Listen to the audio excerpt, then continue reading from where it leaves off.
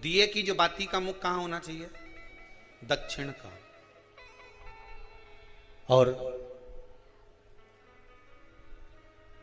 दक्षिण का मुख हमारा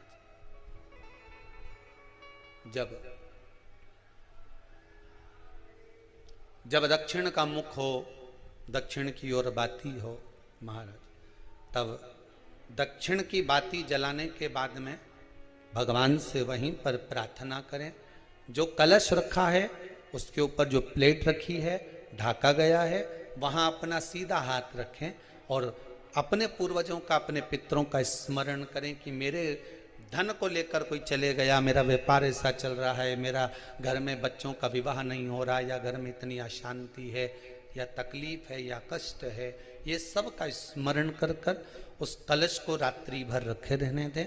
सुबह स्नान आदि करने के बाद फिर एक घी का दिया दक्षिण की ओर लगाकर सुबह 10 बजे से 12 बजे के बीच में उस जल को शिव जी को समर्पित कर कर आ जाएं और वो रुद्राक्ष लेकर वापिस आ जाए। महाराज वापिस आ जाइए, उस रुद्राक्ष को अपने घर में रख दीजिए।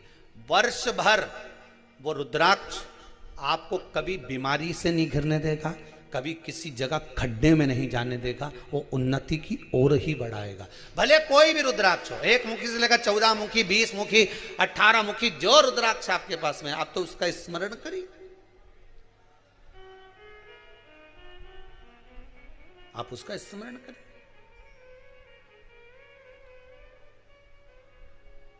रुद्राक्ष का जल शिव को समर्पित करें। पितरों के जितने भी द्वार हैं, पितरों के जितने भी दरवाजे हैं, पितृलोक में जितने भी पितृ विराजमान होते हैं महाराज, ये सब शंकर के ऊपर चढ़े हुए जल का भाग ग्रहण करते हैं। शिव के ऊपर चढ़ाओ।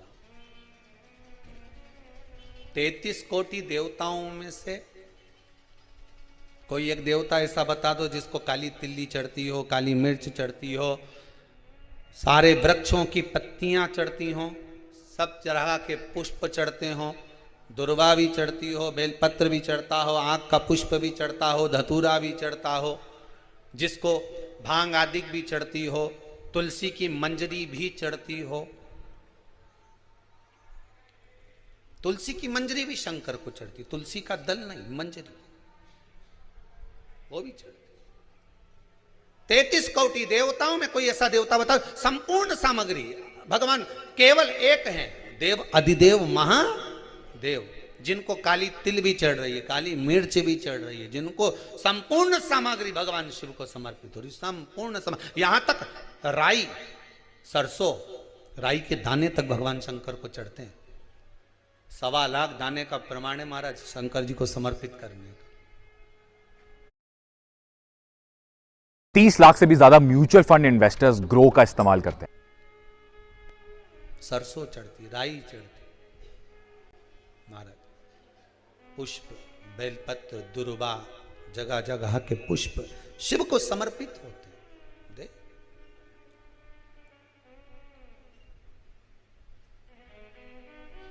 पितृ, जब शंकर भगवान को जल चढ़ाया जाता है 16 श्राद्ध पक्ष में, 16 दिन श्राद्ध के जब हम भगवान शंकर को जल समर्पित करते हैं तो उसका भाग हमारे पितरों को प्राप्त होता है।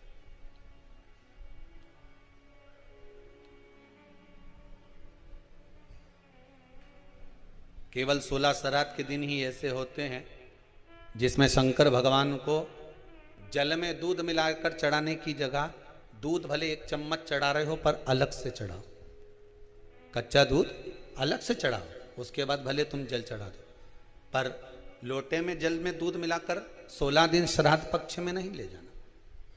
भले 1 चम्मच दूध लेकर जाओ, 1 कटोरी दूध लेकर जाओ, पर कच्चा दूध अलग से लेकर जाओ, शंकर भगवान को अलग से चढ़ाओ, क्योंकि 16 दिन श्राद्ध पक्ष के जब भगवान शंकर को दूध और जल चढ़ाया जाता है वो हमारे पितरों के खाते में चला जाता है, हमारे पितरों को उसका भाग मिलता है। इसलिए शंकर भगवान को कच्चा दूध भी चढ़ाओ तो पानी में मिलाकर नहीं, एक अलग से 1 चम्मच ले जाओ, भले फिर शिव जी को चढ़ा दो, भले एक छोटा सा कटोरी में ले गए चढ़ा दिया, जल ले गए चढ़ा दिया, वो हमारे पूर्वजों को प्राप्त हो, वो हमारे पूर्वजों को प्राप्त होता है। जिस बालक बालिका का जॉब नहीं लग रहा हो, सर्विस नहीं लग रही हो, नौकरी नहीं लग रही हो, जगह जगह पहले करते थे जॉब, अब छूट गई, 2 साल हो गए, 3 साल हो गए, सर्विस नहीं लग रही हो, बहुत प्रयास कर लिया हो, बहुत प्रयास, तो महाराज काली तिल्ली को पीस कर उसको जल के पात्र में डालकर अपने घर के मटका परिंडा पितरों का जो स्थान होता है, जलाशय होता है, उसके पास में एक पात्र में रख दीजिए।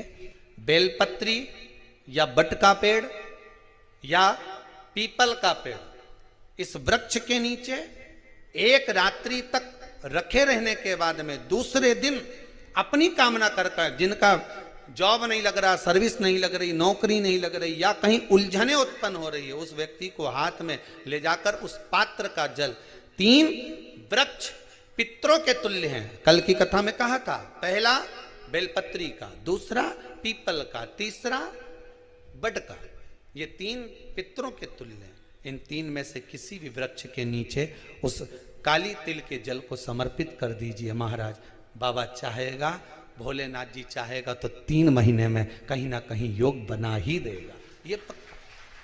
बाबा पर विश्वास रखो, शंकर भगवान पर भरोसा विश्वास रखकर आप कार्य करेंगे, क्यों ना हो।